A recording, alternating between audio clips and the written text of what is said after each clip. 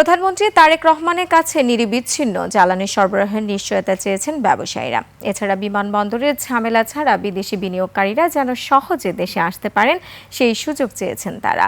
শনিবার প্রধানমন্ত্রী কার্যালয়ে ব্যবসায়িক খাত উন্নয়ন বিষয়ক উপদেষ্টা কাউন্সিলের প্রথম বৈঠক শেষে সাংবাদিকদের এসব কথা জানান অর্থমন্ত্রী আমির খসরু মাহমুদ চৌধুরী। দেশের শীর্ষ 9 ব্যবসায়ীর সঙ্গে এই বৈঠকে আরও উপস্থিত ছিলেন বাণিজ্যমন্ত্রী খন্দকার আব্দুল মুক্তাদির।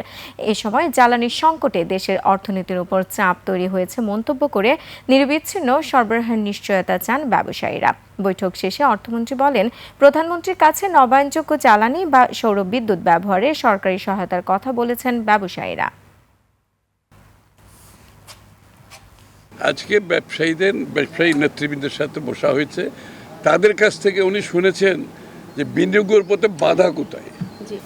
জ্বালানি সংকটের কারণে যে চাপ সৃষ্টি হচ্ছে অর্থনীতির উপরে, বাংলাদেশের উপর না সারা বিশ্বের সব দেশের উপর এই চাপটা সৃষ্টি হচ্ছে। এখান থেকে বের হওয়ার জন্য আমরা বাজেট সাপোর্টের সম্বন্ধে আলাপ হয়েছে এবং তারা সম্মত হয়েছে, তারা বাজেট সাপোর্ট দেবে বাংলাদেশকে।